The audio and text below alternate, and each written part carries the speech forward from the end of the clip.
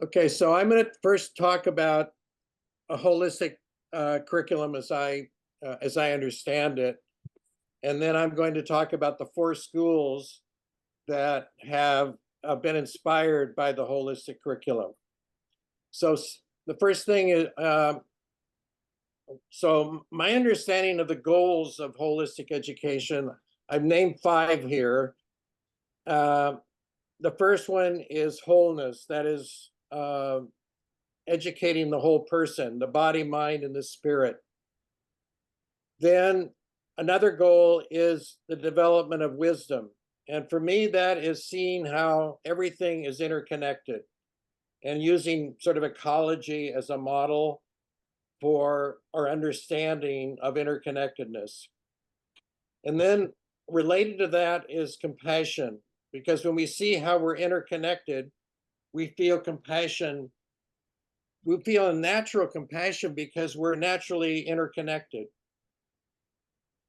And then a fourth goal is well-being, that we have a good sense of ourselves and experience joy. And then finally, mastery, that we need to master the basic skills, but we also need to master whatever. Again, I think one of the things for holistic education is, or one of the, is that every person is given a gift or a set of gifts. And part of our journey is to, first of all, discover that gift, then to master and work with it. So we develop some expertise in that gift, and then we share it. So, so mastery of the basic skills, but mastery of some unique thing that we give to the earth, if you will. So those are my understanding of the goals. Then I'm going to talk about three principles of holistic education: balance, inclusion, and connection. So for balance, I use the Tao symbol of the yin and the yang, that these are complementary energies that exist in almost any setting. And the yang, in terms of teaching, focuses on the individual, focuses on content, focuses on knowledge, focuses on rational thinking, focuses on the quantitative. It focuses more on evaluation. It has an emphasis on technology, and it focuses on techniques and strategies. The yin focuses more on the group rather than the individual. It focuses more on process than content. It develops the imagination. It develops intuitive thinking as opposed to rational thinking.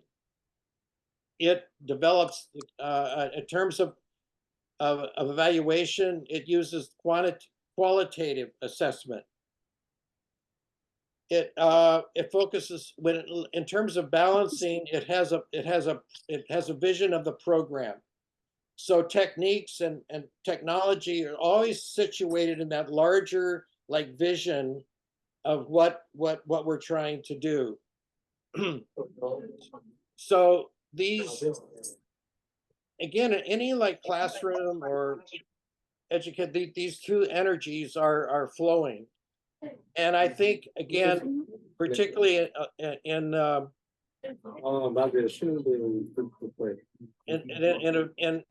so much of our education is focused on individual achievement, and we need to try to balance and have both the yin and the yang to have the most, again, supportive kind of education.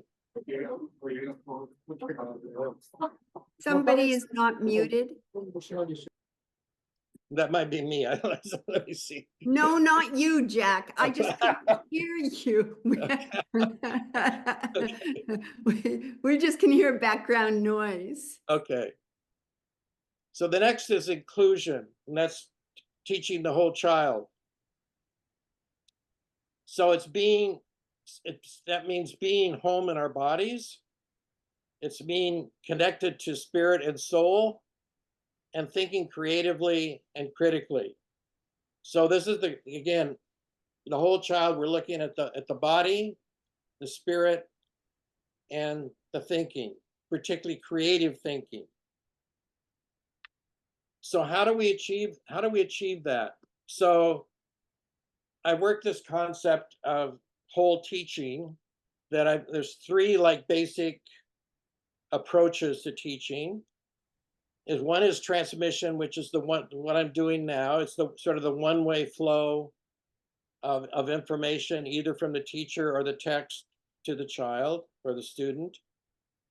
Then transaction, which is much more interactive, not only between the teacher and the student, between student and student. And in the transaction, tends to be a focus on thinking, developing thinking skills.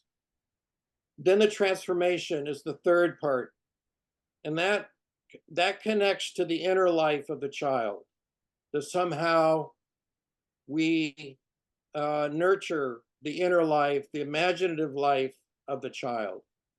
So, and that is done again, uh, again through a variety of things, uh, being in nature, using the arts, uh, anything that touches, if you will, that touches the inner child. And so, and as a holistic educator uses all three. Some, some holistic educators shy away from transmission, but they don't need to. There's sometimes that we need to tell people something. So what I advocate is that teachers develop a rhythm of using these three things in their teaching. So I'll just give an example of my own like teaching is that first of all, I start every class with a loving kindness meditation, which I think has the potential for touching the inner life of the student. Then I usually do like a short lecturette, maybe for 15 or 20 minutes. And then I break the students into groups to talk about the ideas that I presented. So that's just a very simple, but showing how, at least that I use. And again, every teacher needs to develop their own rhythm and how they're going to use the three positions.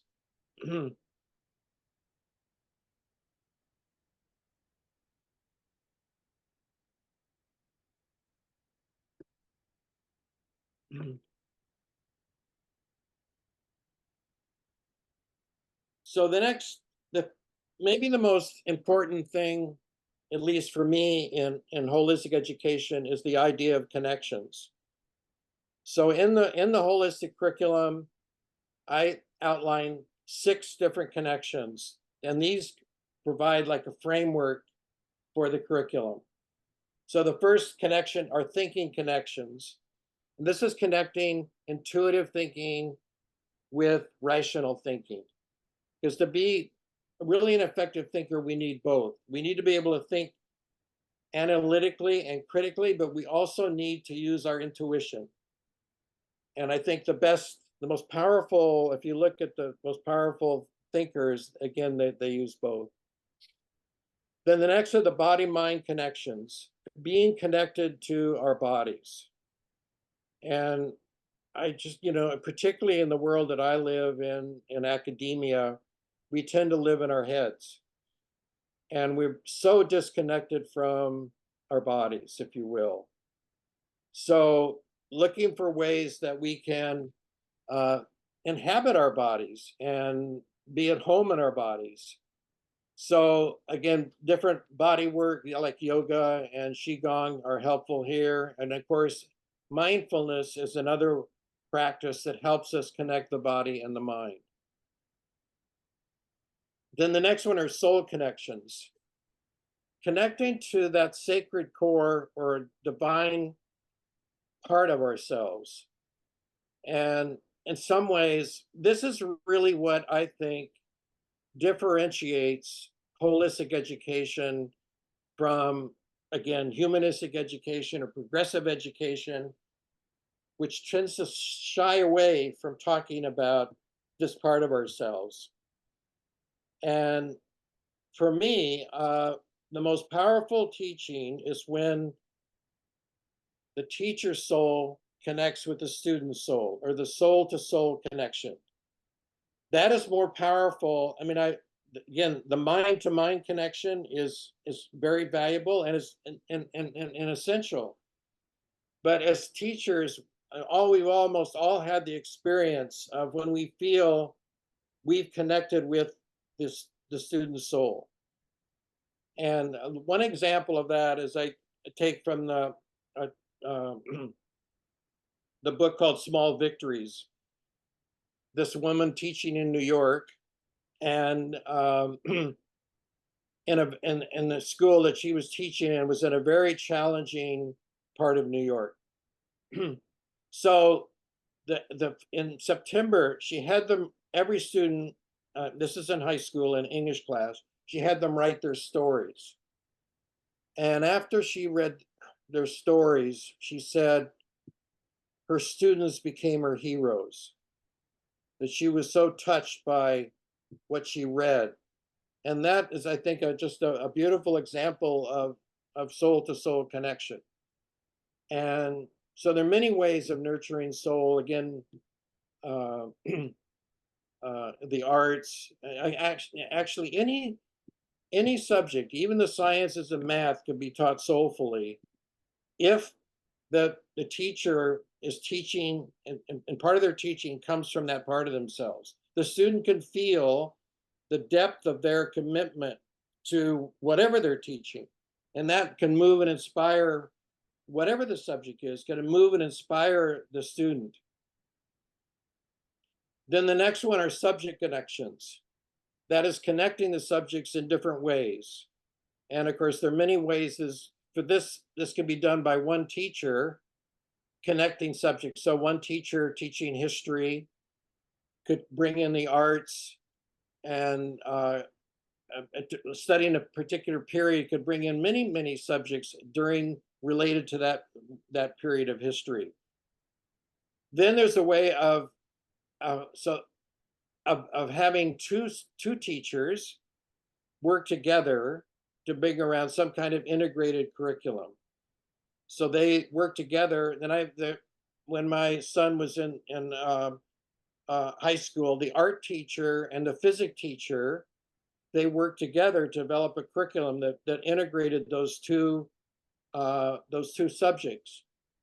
Then you have what is called a totally like integrated curriculum, where the way that the curriculum is so integrated. This is done easier at the elementary school level, but even the school that Obama went to, actually one of my high school classmates ended up teaching that school in Hawaii, and apparently in the whole secondary school curriculum was integrated. There wasn't like separate subjects. And so again, there are levels of connecting subjects, but always making an effort to show how knowledge is interconnected, and not just keeping. And the biggest challenge for us as in university is trying to connect subjects, because everything ends up being in a separate subject. Then the fifth connection are community connections, and this is absolutely so important in holistic education. That first of all, the classroom ideally is a loving community, that the student actually looks forward to going to that classroom, to that environment. And you do hear stories of schools where the students can hardly wait to get there and don't want to leave. And this is the ideal of what I believe. And the school as a whole should be a community. Like the teachers and the parents feel a part of the school that I work with here in Toronto, the Equinox School. The parents are a vital part of the community.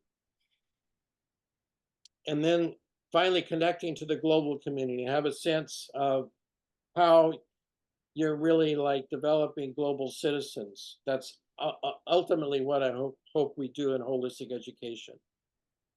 And then finally, earth connections, that we help students again deepen. Again, I think most young children have a natural, if we let them be outdoors, they have a natural connection to the earth. And we don't have to do too much. It's just get them outdoors and give them, again, some kind of structure. And so they end up feeling this like relationship to the earth, and uh, feeling a love for the earth. And so so those are the six connections I for me are, and of course there are even more than these, but these are the ones that I've worked with. So so now I'm going to talk about the schools that have been inspired by the holistic curriculum. Uh, so the first school is the Roger White Academy, which started in 2002 and went to 2018. This was in the north part of Toronto. And the person that was responsible, that was Farzana Peterson. She comes from Iran, and she is a believer or practices the Baha'i faith. As you may know, the Baha'i faith is very inclusive. And this, again, she read the holistic curriculum, and again, focusing a lot on the connections part. And I'll send you, it may have been in the paper that I sent you, that there is a YouTube that she talks about her school. So, and again, I'm still in touch, even though she's no longer, again, the school finished in 2018. We're still in touch because we both, again, strongly believe in holistic education and work with it in different ways. Then the next school is at the Ronald McDonald House Charities in Toronto. And a student that was in my class in the early part, around 2003, 2002, her name is Katie Doring. And when she finished her teaching, or her teacher training, she was asked to come to the Ronald McDonald's Charities and to start teaching there just on her own. And over the last, like, it's 20 years now, it's hard to believe that she has been in that school, and she's developed a classroom. She's hired 2 teachers to work with her, and a support person as well. And I just have the highest respect for this woman, to imagine to work in this very challenging environment where kids are very sick and some kids die. And so they have to deal, if a child has died, they have to, that's not pushed under the rug. They talk about death. And so I just have the highest respect for Katie Doring and what she's been able to do. And so she talks about how she applies holistic education in that very challenging environment. So the third is the Equinox Holistic Alternative School, which is a public school in the Toronto board. It started in 2009. I was asked in 2007 to help kind of start doing, working with the committee to explore how the curriculum would work in the school. So I was part of this sort of preliminary group. And then I've been connected with the school ever since in different ways. And I think it's the largest alternative school. It's a junior kindergarten to grade 8 school, and they have around 200 students. They have a waiting list. They've had a waiting list ever since the school started. And I was very close to the original group of teachers, and I'm still very close to one of the teachers, although she's moved on to another school. So again, you can Google. And in my latest edition of the holistic curriculum, I talk about how, under the six connections again, how the school tries to meet or work with those 6 connections. Okay. So, and again, I work with the school. They invited me to a meeting of the parents last fall, and again, there's the community envelopment in that is so strong in that environment. So the most recent is uh, there was a Muslim student in my class in 2020, and uh, after taking that class, he started a school for young Muslim children in North Toronto. It's called the Selm Academy. The Selm means peace. And again, I think what's so interesting about, at least for the diversity of environments that holistic education can be applied to, that it has a universal quality that can reach so many people. Then the last one, there's not a school, but 2 women in the Six Nations Reserve, 2 Mohawk women in the Six Nations Reserve, which is which is about, I would say, 50 or 60 miles from Toronto. They read the holistic curriculum and contacted me and whether I could help them develop a holistic school for Mohawk children. So I met with them on 2 occasions, and then they wrote a paper on holistic education. They used the word WHOL, holistic, and they referred to some of my work in developing them. They actually took the vision of the Equinox School and adapted it to their own environment. So um, so again, a quite different environment. And I was deeply honored to be asked by Indigenous people that I could be any help to them at all. So I guess I never, when I wrote the holistic curriculum and have taught the course, I never dreamed that people would want to develop a school based on the book, but that's what's happened in the Toronto area. So that's basically my talk. Maybe we can have some questions now, and I hope that not having the PowerPoint was okay. Yeah, yeah. So Andrea, maybe you could sort of like modify the question and answer and what's okay.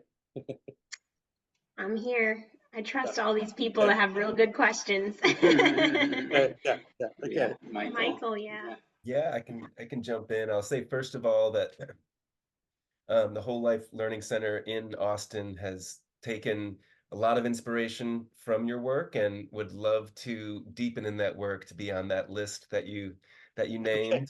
There's so much gold in there to be Yeah, mined, and would love to collaborate. yeah, I'll follow up. yeah. Great. Okay. On transformative, well, actually, I've got a short question and then maybe a longer one. The quick question is the loving kindness meditation. Is that something that's you can point us towards? I was curious if that's something that you're speaking, if that's something that you've found and that um, is shareable. Yeah, sure. In fact, we can do. We'll do it right now. I just say Love that. I was taught by a Burmese monk that but again, it doesn't have to, it's just such a universal thing. All it is about ascending thoughts of well-being first to ourselves, and then we move out. And you can move out either emotionally, and that's what we'll do, or you can move out geographically. So you start with yourself, but you always end up at the universe, right? So let's do it now. So I'm going to say this phrase: may I be well, happy, and peaceful. And then we'll just take it, then it'll be just a kind of a moment, and then I'll move on. May my family be well, happy, and peaceful. And so we'll go through, again, moving out emotionally from ourselves to our family, and then finally to the planet, okay? So we just settle and we try to like contact with the heart area, okay? Hopefully feeling some warmth in that area. May I be well, happy, and peaceful.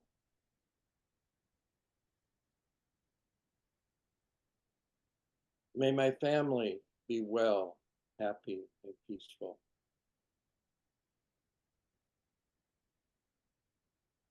May my friends be well, happy, and peaceful.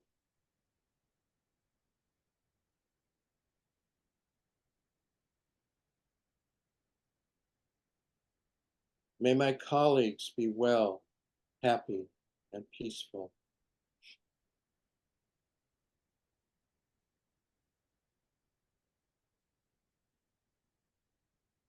May my teachers be well, happy, and peaceful.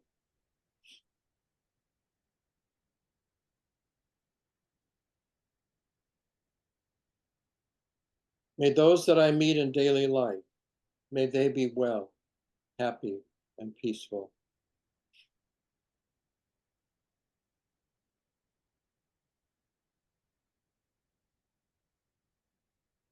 May those that I'm having some difficulty with, may they be well, happy, and peaceful.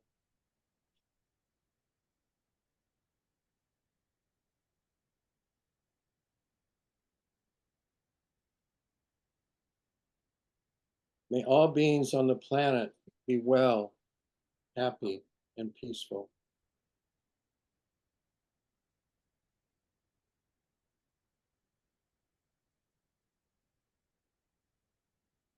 May all beings in the universe be well, happy, and peaceful.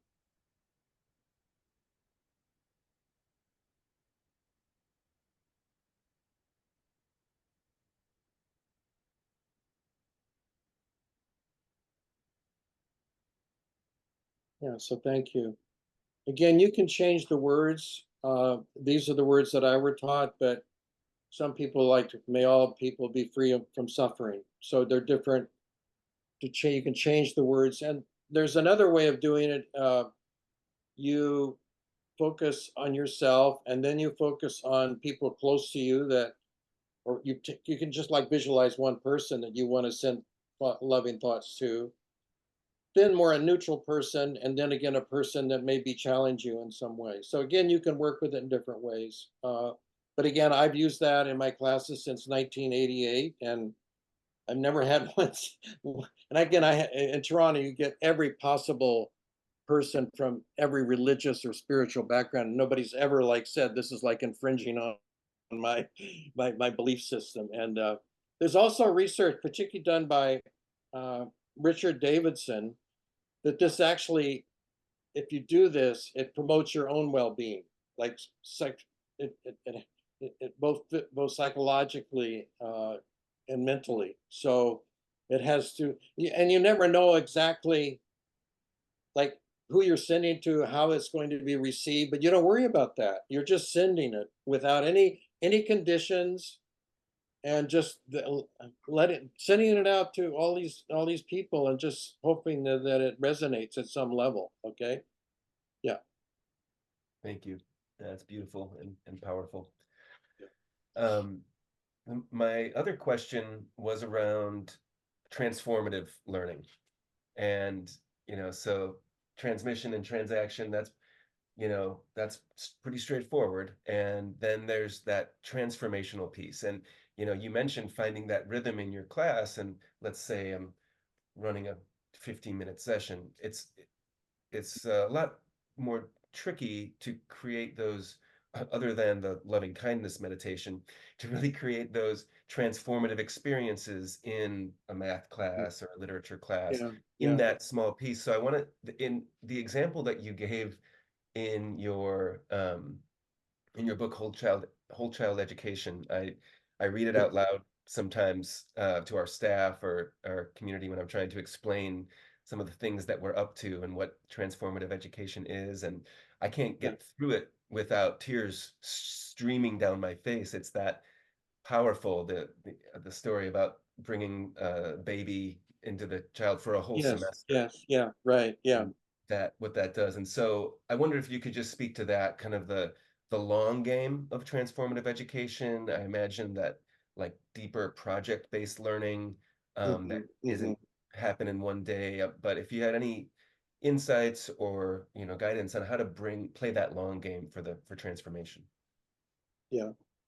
Well, in my book, The Education of the Soul, I write about a curriculum for the inner life. And so, again, things like journal writing, but particularly journal writing. That I had a former colleague at OISE who was a math educator, but she used journal writing in math, right, to have people write about their feelings as they deal with difficult math problems, right? And yeah, and things like dream work. Again, you have to be like sensitive to your people you're working with. But again, a student that was in my class and she did her doctorate at OIC, she had this, she taught high school near Toronto in English, and she had students keep dream journals. Like, so you know that a dream journal is before you go to bed, you give yourself the message that I'm going to write down like the kernel of the dream that comes up at night. So they would come in every day in her class with what if they'd had any kind of dream. And so the students would share their dreams. And again, in adolescence, I think this is a wonderful, because in adolescence you're dealing with so much like conflict and challenge. And she just said, of course, it just really brought but see, it allows the student at that level to start work with their inner life, their imaginative life, and hopefully in a healing way, right? And so that much as possible, just trying to just to respect that within each person is this divinity, if you will. I mean, I know some people that they don't want to use that word, but that's the word that I feel comfortable in using. And as soon as you like work from that perspective, I really believe that transformation happens, right? Because also, because what you're doing is you're working from that place of love and deep love, like loving presence. And the more that we are in that place, then the transformation can occur, you know. But it's just very natural. It's like, again, even though I talk about this curriculum for the inner life, it's mostly through osmosis, right? It's through love and how we can be like loving presences. And um, so that's, but we still need to do things too. Like, again, so, you know, the arts and poetry and literature and all these things help a lot. And yeah, yeah. So I guess that's the best I can say about it now. Yeah, yeah, yeah, Thank you. yeah. Okay, yeah.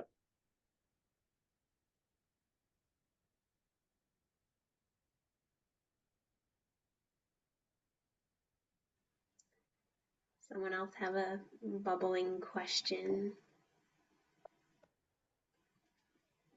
I'll bubble. But first, just gratitude and appreciation. And Jack, you know, as Michael said, there's so many schools that you may or may not be aware of that have been directly or indirectly influenced by your work and the holistic curriculum and other things you've written and said. And I'm so grateful for your Thank you. leadership. Thank you. Yeah. Yeah. My burning obsessive research question these days. I know. I was at your session. I know. Yeah, So yeah, now it's my yeah. turn to ask you to involves leadership within these Yeah. holistic schools. So Yeah. maybe taking the examples of the 4 schools that you mentioned. But in this little Zoom room, we've got quite a few leaders working in school settings as well. Yeah, yeah. Half of us, I would say. And so my question has been, and I'll just restate it, in what ways does the school leader or leadership embody those kinds of 6 connections, 3 positions, such that the school can fully unfold into fulfilling its holistic mission? How does the school leadership do that? Because we've been so acculturated to think that leadership is about accountability and standards and, you know, all the things. And in some ways, I feel like that's been neglected in the literature around holistic education, because we've gotten pretty good at identifying how to do the pedagogy, Right. Yeah. though it's largely ignored too. But there are pockets where you see the pedagogy enacted beautifully. And I Yes. feel like there's more we can do to identify or amplify ways in which leadership can echo or create those kind of holistic Yeah. relationships or connections. Yeah. So any thoughts that you have specifically about those 4 schools and what you're seeing in terms of their leadership practices or Yeah. Yeah. Well, again, in the Equinox School, I believe they're at their, because it's been, you know, almost 20 years now, they've had 4 different principals, and each has been different.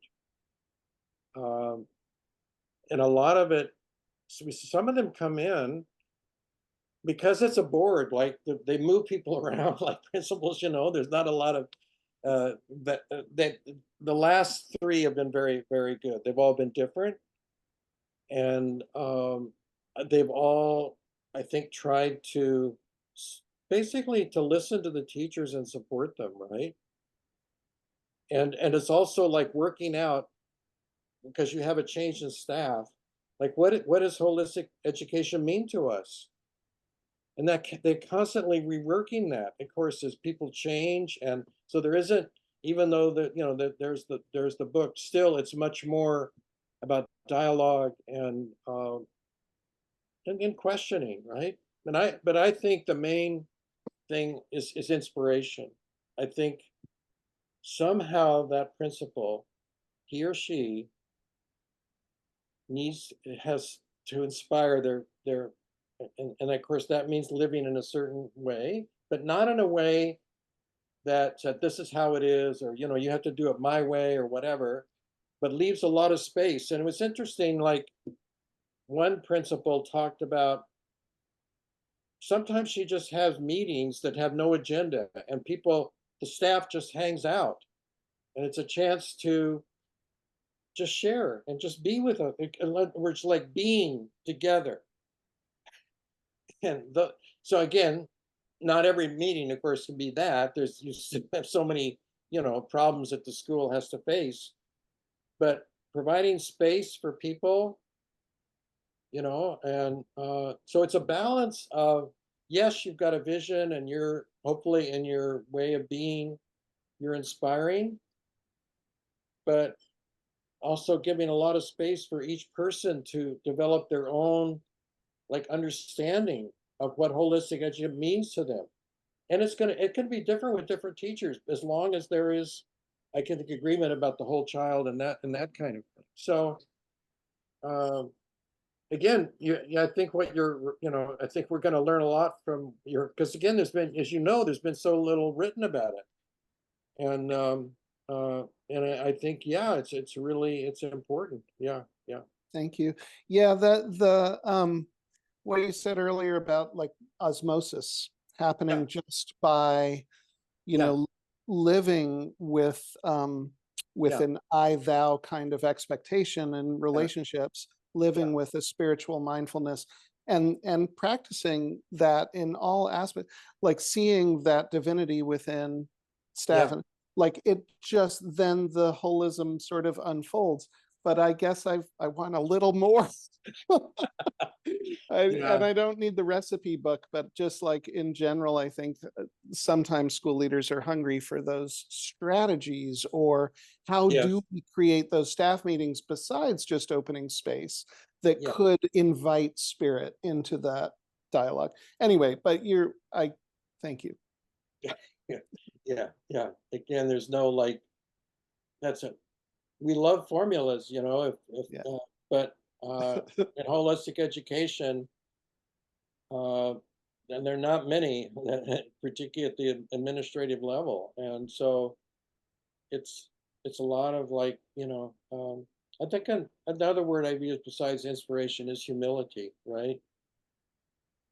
Yeah. Being just offering a model of a person who's constantly learning, who's constantly listening, who's constantly caring. So those qualities can do a lot, I think. Yeah, yeah.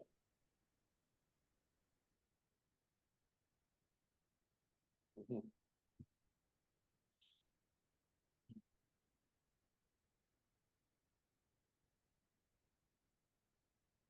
You know, just a thought I might add to that, inviting and recognizing.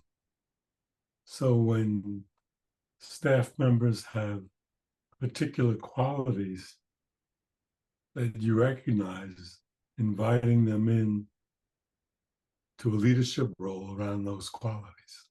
Mhm. Mhm. Yeah.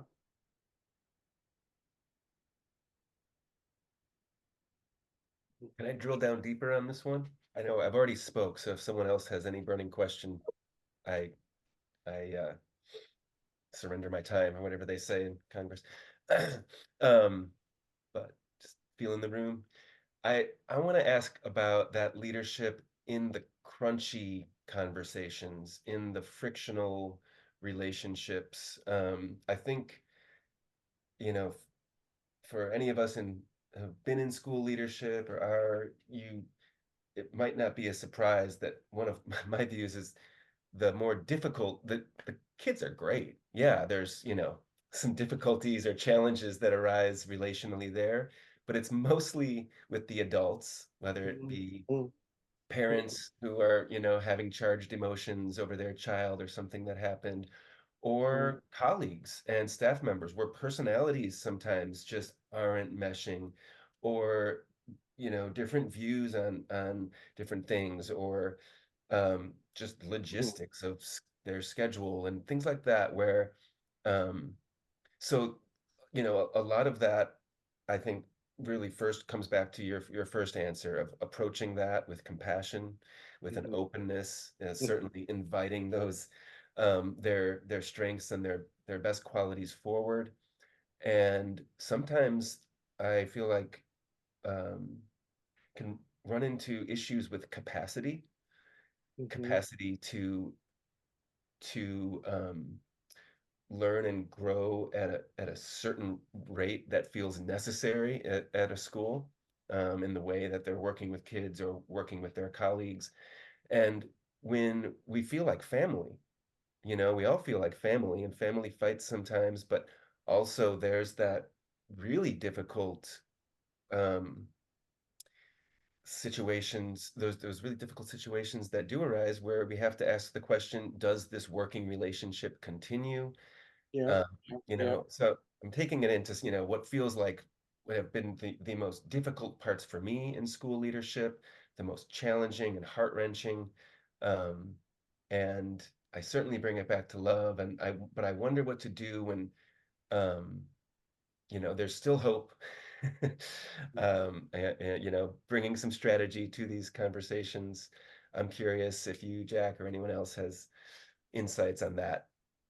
That's not, you know, anyone's favorite part of school leadership. Yeah. Yeah. Like, there's always, I think particularly in holistic education, sometimes you get parents who feel very entitled, who think they, and their child should, be have this entitlement, and so there's sometimes, I think one of the biggest challenges is dealing with occasionally some difficult parents, who can make it difficult to really, to have that loving community, right? So so that there's always the issue of boundaries. What is your limit? You know, you can't accept everything because if you accept everything, then that's going to lead to a conflict, right? So, and it takes some courage to like to stand up and say, I can't accept what you're doing.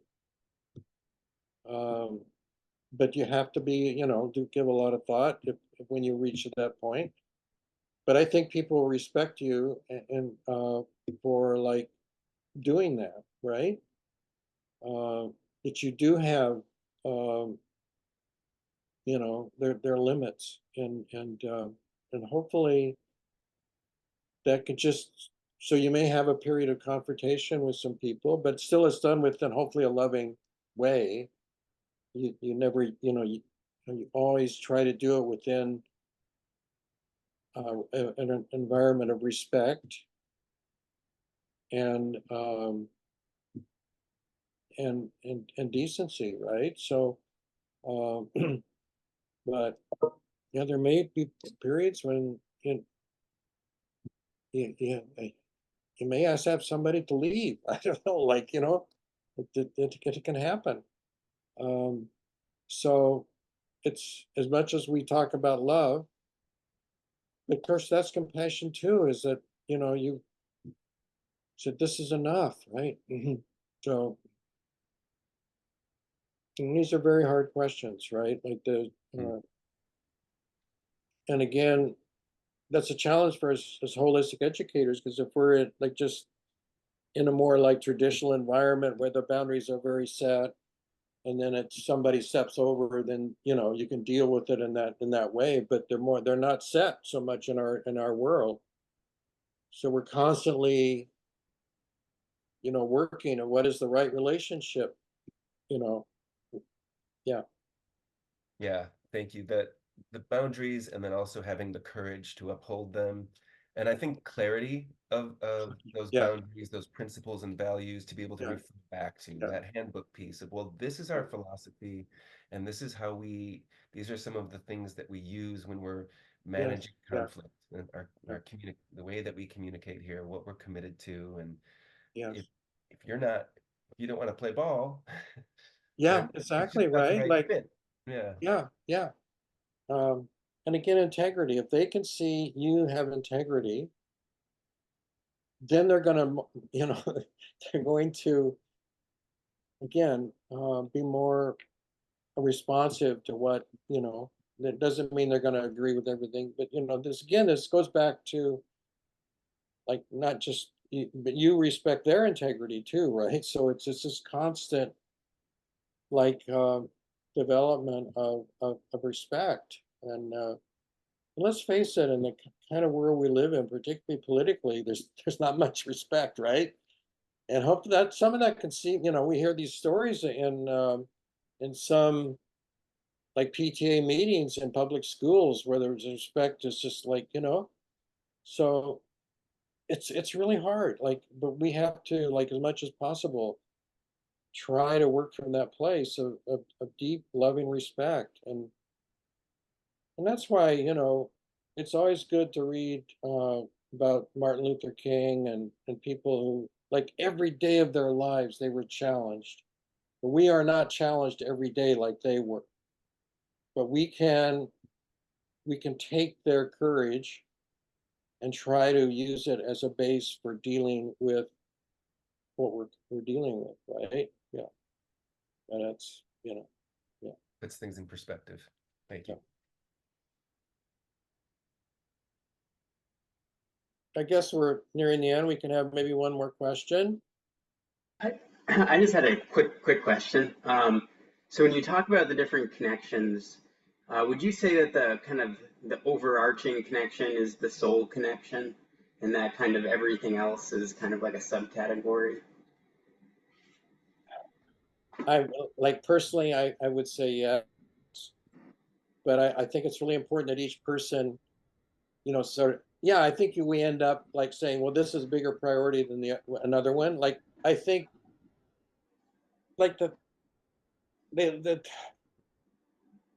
subject connections, like it's really good if you can do it, but I think they're more important ones, you know, like so but I yeah, I you know, like, I really believe that the major problem in our society is materialism. That everything is so materialistic.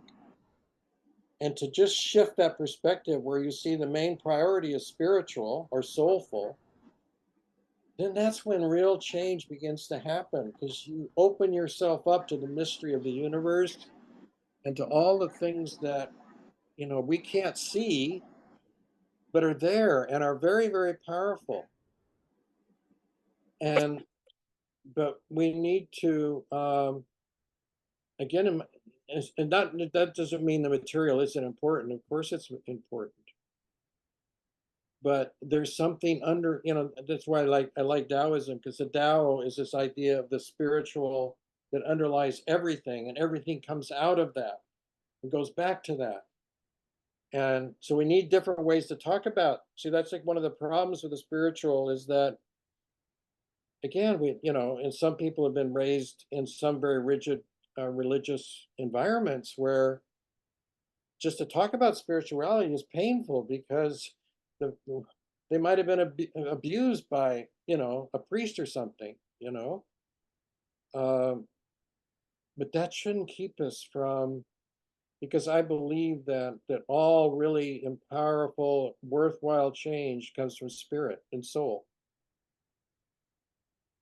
And again, it's the purity of our intention that everything we're doing is for the benefit of all beings. As long as that is like it's central to what we're about, then and the other thing about it is that when you can actually feel supported by that, like you can feel, even though it's not visible, that you feel at some level you're being supported by this invisible. So in Christianity, it's the Holy Spirit, right? But it's better not maybe to even have a name for it, but there is this like again, this energy, this universal cosmic energy that, and that's of course, that's why I'm so big on meditation, because that's the way we contact that energy. And so when you, and then it's not so far away. You can actually experience it in some level at every day of your life in some way or another. And then it provides, yeah, even when things get rough, you can really feel like this will carry me through, you know? Yeah, thanks for bringing that up. So, okay, let me think one more. Yeah. Hi, this is Cheryl. I'm sitting here thinking, how can this be infused into uh, the public school system? And I've heard somebody mention school boards. My own two grandchildren are in public schools, and I listen to some of the meetings, and I just wish your voices could somehow seep into the public arena. Um, Mhm. and it's like, do you feel like you're not staying in your lane if you go to public school meetings? Um, it's like, I'm desperate. I would love to have, I mean, I feel desperate sometimes, like, because I want there to be more of a collective consciousness. And I Yeah. know you all are working it in your own schools, but I want it to be worked in whole communities, whole cities. Um, I'm not in a big hurry. No, I don't want much. I do. Well, I really believe that at some level, there's a deep hunger for spirit. And like my classes at Oise, they're different from a lot of other professors, but they're filled with people who, they want to be in an environment where their spirit is acknowledged, and not afraid to, again, to open that And it's not proselytizing or anything like that. It's just being open and letting stuff arise and letting the students like bring in their own like perspectives on these things, right? And but I do believe that I really believe like that compared to university, like all these problems, um, if spirit could be more like welcomed into the university, because I think it's going to be a tough road for universities if it's not. Because then we end up with ego, right? Like it's just so that's the whole thing about spirit is we're moving into a place that's not ego. Still the ego is there, sure, and we deal with that. But to be in a place where ego is not primary, but spirit is, then you're in such a beautiful space that people gravitate towards it. They want to be there because then something very deep in them is being nourished. And that's all what we want at some level, right? Like, so, so if we, again, like going to the public school, uh, we just in our own way, hopefully we can bring things in a very like subtle way that the people are more receptive to it and hopefully do not get upset if we start to raise the issue. But yeah. Yeah, can I Yeah. add one thing that Margaret Wheatley said a few weeks ago at the conference was part of her idea of islands of sanity, right, is the current sort of dominant way of being in our public spaces as being primarily subject to what she called centrifugal forces, centrifugal, pushing apart from one another, that's the way in which we work on social media, that's the way in which we assume a public gathering will be. And that what we're trying to do in these unique, holistically minded, oriented schools of community and of relationship and of, you know, the inherent divinity in all, in service to all beings, is we're offering the centripetal force of the coming together, the being in community, with inclusion and welcome and compassion and all the things you speak of. And this is hard right now. This is really Yeah. hard, and maybe it always is. But I liked that conception of the island of sanity being, we're trying to do something really unique in this vast sea of Yeah. tumult. We're creating these healthy opportunities for our learning communities. So with children at the center, see, to me, that's the hope that even the most obnoxious of our antagonists can sometimes tap into the inherent love of being a parent or of seeing a child. And I think hoping and working to see the school as the island of sanity, to me, makes so much sense. So. Yeah, that's nice. Yeah.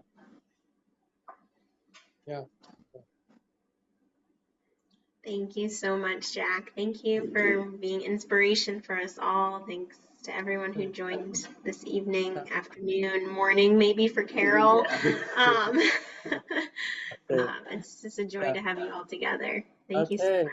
Thank Nice you. to see everybody, and have a good summer. Thanks. Yeah. Andrea, Camden. Yeah. Okay. Bye-bye. Bye. Bye.